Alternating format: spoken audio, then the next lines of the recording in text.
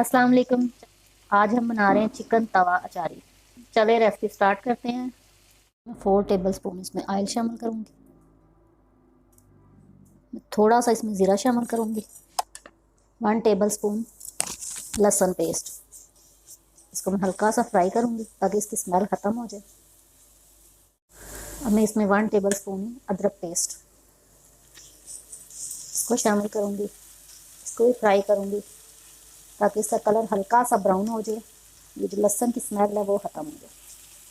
मैंने हाफ के जी बोनलेस इस तरह चिकन को इस तरह लंबे लंबे पीसेस में कट कर लिया। वो मैंने शामिल कर दिया इसमें।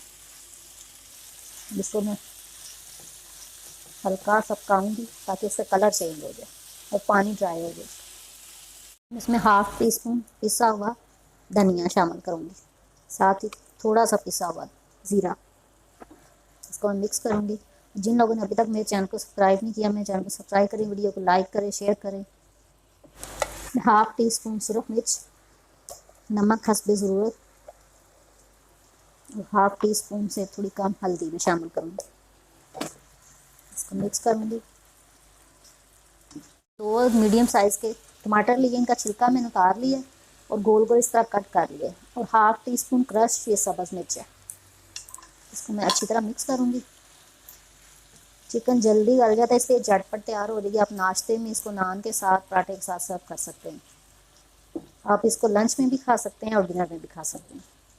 2-3 मिनट के लिए इसके ऊपर ढक्कन रख दूँ ताकि ये टमाटर अच्छी तरह गल जाएं और अच्छी तरह मिक्स हो जाएं।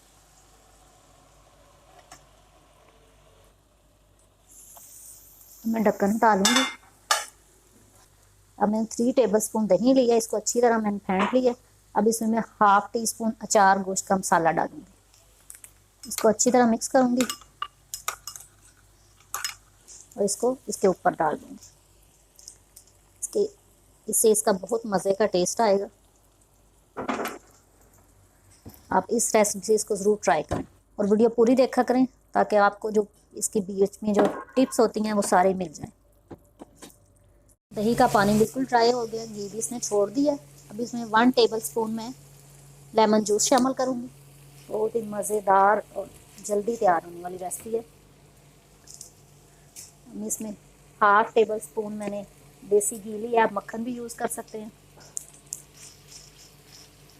मिक्स करूँगी इसको। इस तरह मैंने लंबी लंबी कटी हुई मिर्चें ली हैं और साथ ही धनिया गार्निश करूँगी। मज़ेदार चिकन तवा अचारी तैयार है। आप इस रेसिपी को ज़रूर ट्राई करें मेरे स्टाइल में।